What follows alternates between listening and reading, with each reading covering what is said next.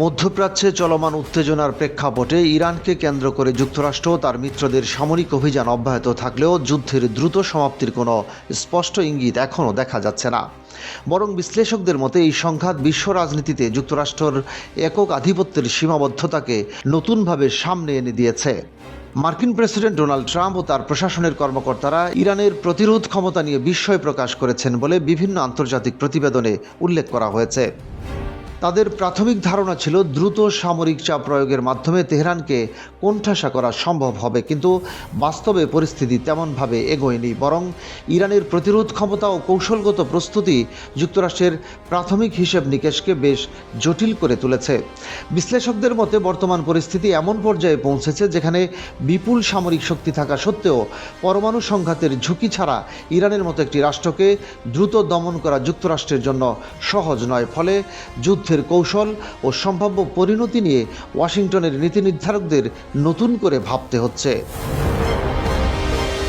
ঐতিহাসিকভাবে দ্বিতীয় বিশ্বযুদ্ধের পরবর্তী সময়ে যুক্তরাষ্ট্র যে বৈশ্বিক নেতৃত্ব প্রতিষ্ঠা করেছিল তার পেছনে ছিল বিশেষ কিছু ভূ রাজনৈতিক বাস্তবতা।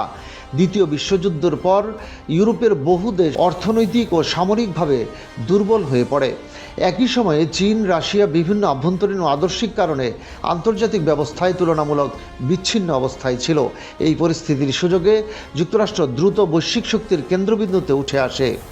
কিন্তু বর্তমান বিশ্ব ব্যবস্থা সেই সময়ের তুলনায় অনেক ভিন্ন। নতুন অর্থনৈতিক শক্তির উত্থান এবং বিভিন্ন আঞ্চলিক শক্তির সক্রিয় ভূমিকার ফলে আন্তর্জাতিক রাজনীতিতে ক্ষমতার ভারসাম্য ধীরে ধীরে বদলে যাচ্ছে। অনেক পর্যবেক্ষকের মতে যুক্তরাষ্ট্র এখন আর একক নেতৃত্বের অবস্থানে নেই, বরং বহুমেরু কেন্দ্রিক এক বিশ্ব ব্যবস্থার অংশ হয়ে উঠছে। এই প্রেক্ষাপটে রাশিয়ার ভূমিকাও গুরুত্বপূর্ণ হয়ে উঠেছে। মস্কো মনে করে ইরান বিনা উস্কানিতে হামলার শিকার হয়েছে, তবে একই সঙ্গে রাশিয়াকে নিজের দীর্ঘমেয়াদী কৌশলগত স্বার্থ বিবেচনায় রাখতে হচ্ছে। রাশিয়ার প্রেসিডেন্ট ভ্লাদিমির পুতিনের প্রশাসনের সামনে এখন বড় প্রশ্ন হলো ভবিষ্যতের বৈশ্বিক ক্ষমতার ভারসাম্যে যুক্তরাষ্ট্রকে কিভাবে অন্তর্ভুক্ত করা হবে। কারণ আন্তর্জাতিক অঙ্গনে যুক্তরাষ্ট্রের প্রভাব কমলেও দেশটি এখনও শক্তিশালী রাষ্ট্র হিসেবেই টিকে থাকবে বলে মনে করছেন বিশ্লেষকরা। এদিকে ইরান ইসরায়েল সংঘাতের প্রভাব ইতোমধ্যেই বৈশ্বিক অর্থনীতিতে পড়তে শুরু করেছে। জ্বালানি তেলের বাজারে অস্থিরতা বাড়ছে এবং সম্ভাব্য বৈশ্বিক মন্দার আশঙ্কায় যুক্তরাষ্ট্রের মিত্র দেশগুলোর মধ্যেও উদ্বেগ তৈরি হয়েছে। এই অর্থনৈতিক চাপের মধ্যেই গুঞ্জন ছড়িয়েছে যে তেহরানের সঙ্গে সম্ভাব্য আলোচনার পথ খুঁজতে ওয়াশিংটন নীরবে কূটনৈতিক উদ্যোগ নেওয়ার চেষ্টা করছে। অনেক বিশ্লেষকের মতে পরিস্থিতি সামাল দিতে কোনো দক্ষ মধ্যস্থতাকারীর মাধ্যমে আলোচনার পথ খোলা হতে পারে। সব মিলিয়ে বর্তমান সংঘাত আন্তর্জাতিক রাজনীতিতে একটি গুরুত্বপূর্ণ বাস্তবতা সামনে এনেছে।